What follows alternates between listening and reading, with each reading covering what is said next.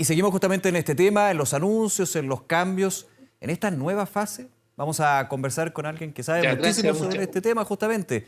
El ex ministro de Salud, Jaime Mañalich, que nos acompaña en el estudio. ¿Cómo estás, Jaime? Doctor, muchas gracias por acompañarnos. ¿Cómo está? Un placer, pues. A ver, quiero ir también a lo personal. Yo introducía esto recordando, usted en el Ministerio de Salud como titular comenzó con el primer caso de COVID-19. Estábamos hablando con el presidente del Colegio Médico y creo que no muchos podrían discutirlo. Seguimos en pandemia. Lo que pasa es que estamos en una nueva fase. ¿Cómo lo ve usted en lo personal, en este paso de 2 años y medio donde llegamos a este minuto que para muchos es casi histórico, podríamos decir, que es sacarse la mascarilla? Bueno, efectivamente, lo que nos ha ocurrido en el planeta, a la humanidad, con esta pandemia que hemos enfrentado desde fines del 2019, es un hecho histórico. No, esto no ocurre... ¿Usted lo considera un hecho histórico? O sea, la última peste que se recuerda de esta magnitud de pandemia, ¿no es cierto? Como se llamaban antes a las pandemias, se llamaban pestes. Claro. Es del término de la Primera Guerra Mundial, o sea, del año 1919, la gripe, mal llamada gripe española. Y cierto, ha habido algunas enfermedades, pero la magnitud de casos que hemos tenido con este virus, SARS-CoV-2 y sus variantes, la cantidad de fallecidos, las secuelas de quienes han superado la enfermedad y el trastorno general, social, económico, educacional, de salud mental, es un hecho que va a quedar escrito en los libros de historia. O sea, el siglo XXII, esto se va a leer, un capítulo, mira, el siglo pasado ocurrió esta cosa. Claro, un efecto planetario y no solamente desde lo sanitario, Jaime, sino que también desde lo económico, social, lo multicultural, desde el intercambio, desde hasta la solidaridad, digamos. Aquí comparto con usted esa mirada, va a quedar como un hito, un hecho de que efectivamente... O sea, mira, una cosa que a mí nunca deja de preocuparme es la brecha de aprendizaje en los escolares entre los sectores más vulnerables y los más protegidos. Esa brecha marca una generación. Tenemos que hacer un esfuerzo enorme por tratar de cerrar, de recuperar, ¿no es cierto?, ese margen, esa pérdida educacional, insisto, de los niños y niñas más vulnerables, porque si no, las secuelas de esto las vamos a seguir viviendo, no solo en la economía o en las listas de espera de enfermedades que no han sido correctamente o oportunamente tratadas durante este tiempo. Ahora, es cierto, si uno lo mira desde la perspectiva personal, nosotros empezó este tema cuando Chile estaba en una situación político-social extraordinariamente compleja. Entonces, aunar voluntades. Pienso en la idea de la mascarilla, que es lo que estamos hablando hoy día. O sea, nosotros fuimos de los primeros de la necesidad de la mascarilla. La OMS nos desautorizó. Inicialmente, claro. Y ahora, recién la semana pasada, una comisión de revisión del quehacer de la Organización Mundial de la Salud dice: aquí hubo un error gravísimo de la Organización Mundial de la Salud, no haciendo ver que la transmisión, ¿no es cierto?, por aerosol, en fin, a través del aire de esto era tan importante y el uso de la mascarilla tan conveniente. Claro, recordemos que en algún minuto, en los inicios, yo me acuerdo muy bien de eso, la superficie. Si uno tocaba la superficie podía también contagiarse. Se ha ido aprendiendo, la evidencia científica, por supuesto, y el trabajo investigativo acá. Quiero preguntarle, doctor Mañalich, con respecto a estas nuevas medidas. Bien en concreto, ¿usted está de acuerdo con levantarlas? Eliminar la mascarilla, el tema de los aforos, el aislamiento que cambia en términos de 7, 5 días. ¿Es el minuto? O sea, la evolución de una pandemia como esta, ¿no es cierto?, normalmente, históricamente, lo que ocurre es que se va transformando en una endemia. O sea, de un número extraordinario de casos pasamos a un número habitual. Nos acostumbramos a un número de casos por año, ¿no es cierto?, como es la influenza. Y estamos en esa transición, claramente.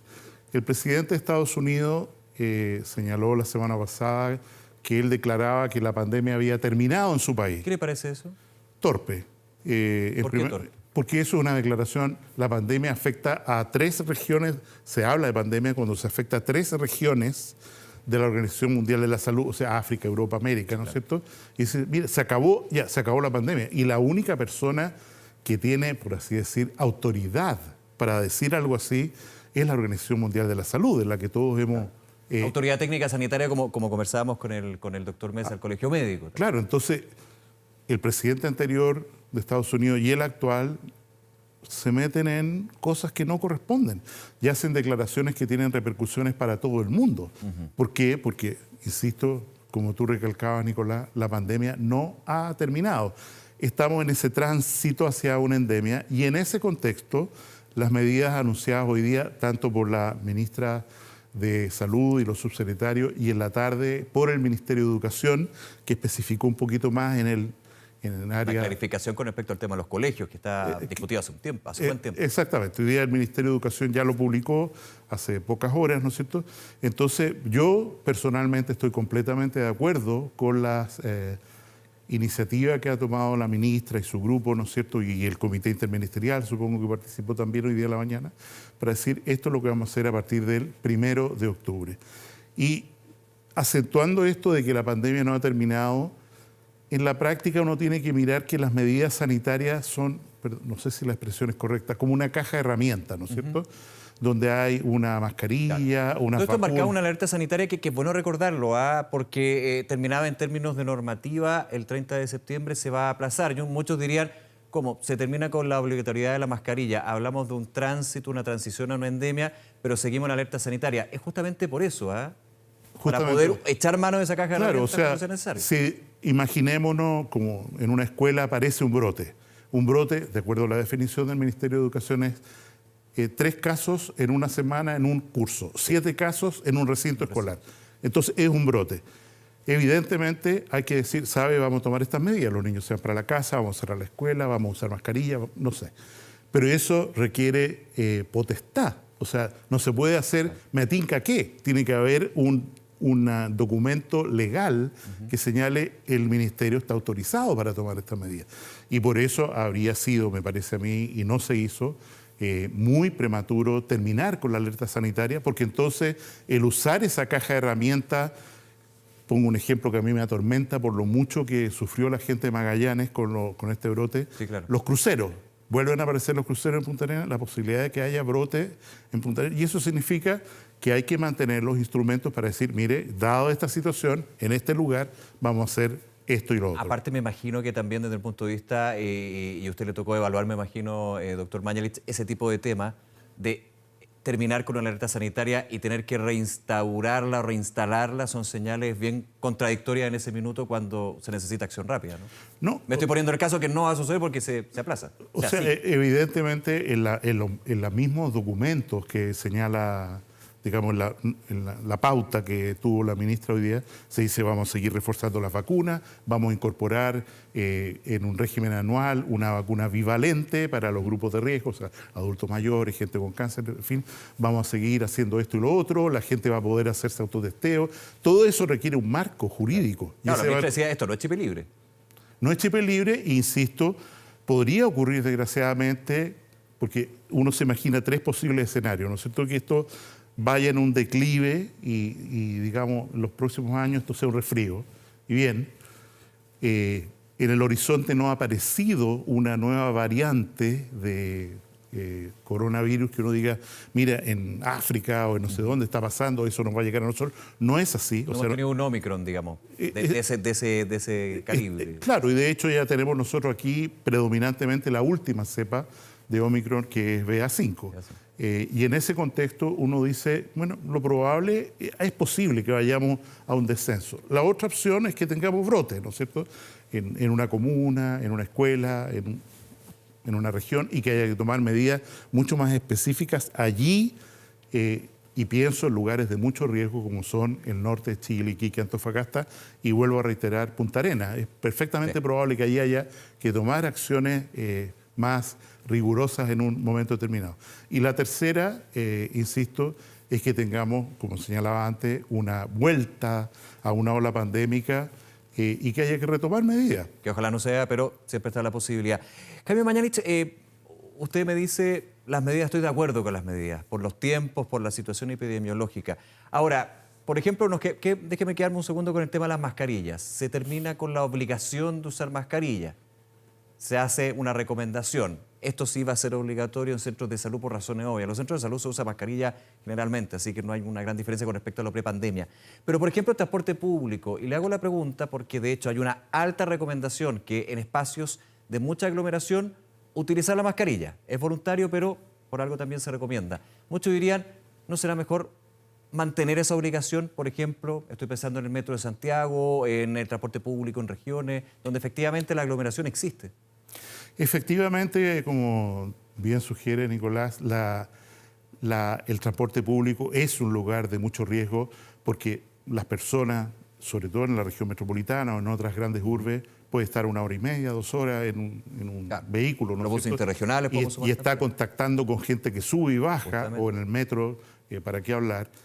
Pero yo pienso que nosotros hemos aprendido, no sé si soy ingenuo, pero se me hace difícil, yo ando en el metro prácticamente todos los días. Nadie anda sin mascarilla hoy día. De hecho, los que no andan con mascarilla, hay un tema social ahí donde...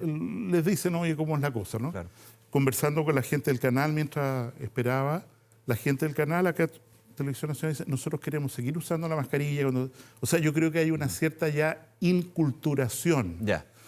Cosa- Hay una costumbre también, o sea, va a haber un tránsito, muchas personas que van a decir, yo prefiero seguir con la mascarilla y en algún minuto va a desaparecer. O sea, no desaparecer, pero no usarla en algunos lugares, ¿no? Y sobre todo si los casos, perdona que mencione el ejemplo tan educado de Japón o Corea, Sí, ¿no? sí, claro.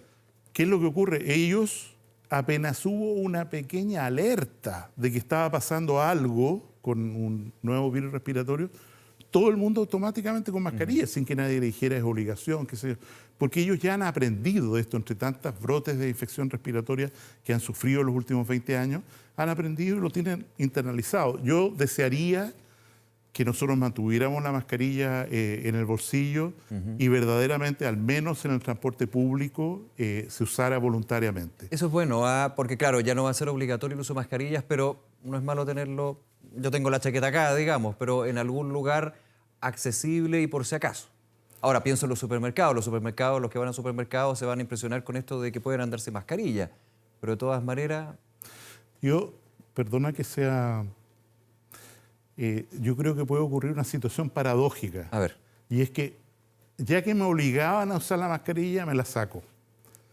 Pero ahora que me hacen responsable, ¿no sería raro que siguiéramos viendo mascarilla durante mucho tiempo en recitales musicales, en el transporte público, como hemos hablado, en el cine, en lugares donde la gente se aglomera y dice, ¿por qué? Porque hay que recordar que en lo que hemos aprendido del COVID, este virus es bien, perdón que use en chilenismo, bien desgraciado. Sí, claro. Porque no es solo que yo me enferme y ahora es más bicho, yo le suave complemento. y listo, sino que puedo tener un COVID largo, con secuelas neurológicas, con decaimiento, dolores musculares.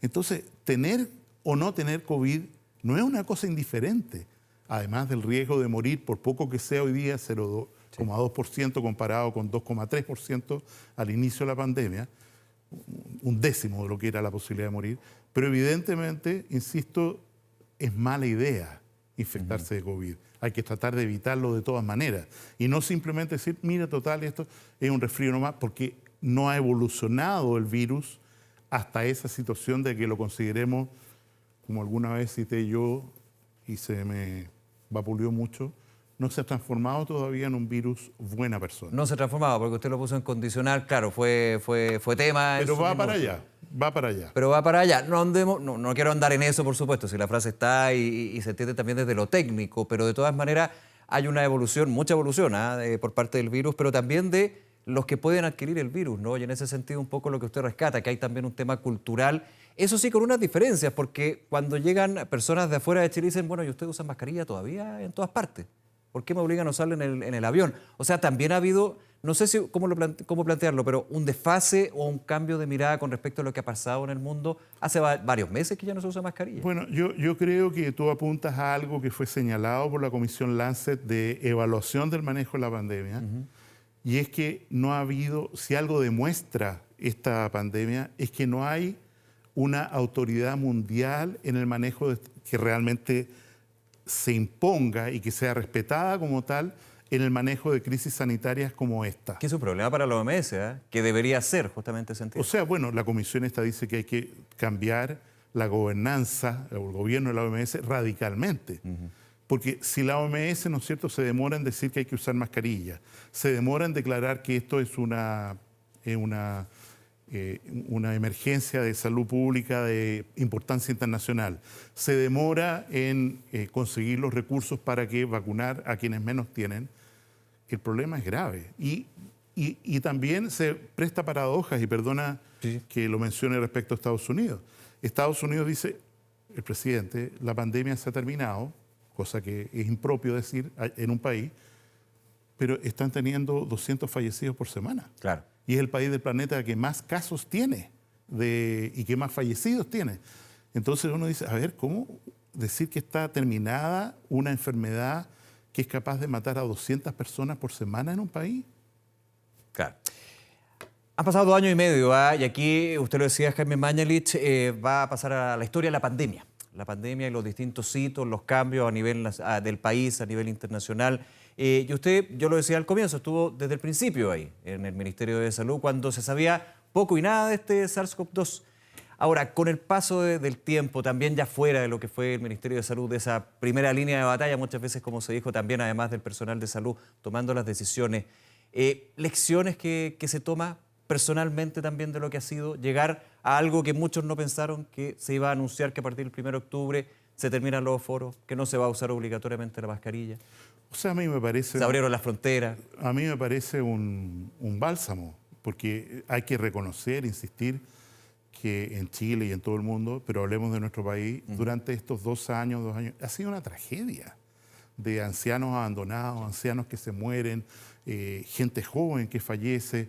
El otro día leía un artículo sobre los huérfanos de la pandemia, o sea, padres murieron, ¿no es cierto?, trabajadores de la salud, médicos. O sea, tenemos que aquilatar lo que significa esto como desgracia. Y en ese sentido, ver la luz al final del túnel y decir, mira, parece que ya nos estamos acercando al término de esta pesadilla, independiente que haya que mantener la rienda un poquito corta y cautela y educación. Yo creo que es una cosa, digamos, representa una noticia muy buena para todos. Un motivo de alegría, efectivamente, para nuestro país y para todo el mundo que hay que celebrar. Y ha aprendido también la autoridad, pienso en el gobierno en su minuto, en el actual gobierno, manejar este tipo de situación, una pandemia, volviendo al punto. O sea, estamos hablando de una situación global donde también se van viendo todas las brechas, desde lo sanitario, desde lo social, desde lo económico. ¿Estamos preparados para nuevas pandemias? Se ha dicho desde la OMS. Esto es una señal de que se vienen más.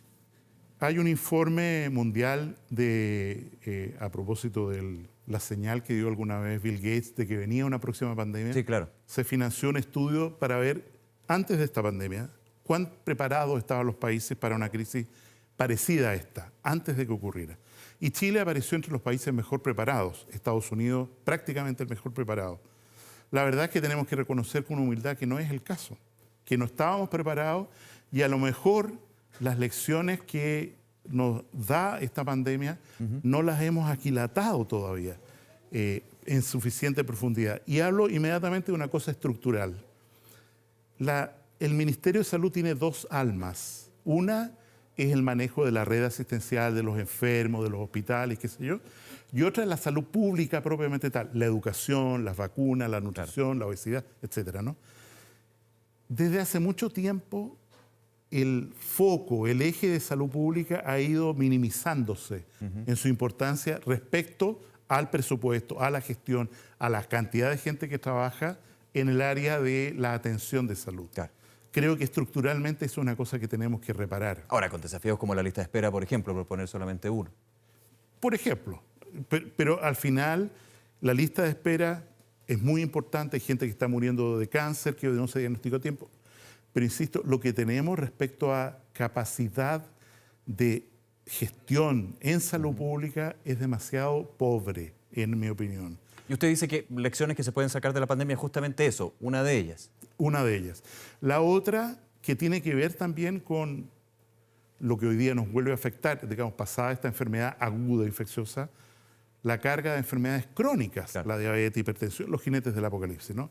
Depresión, todo eso.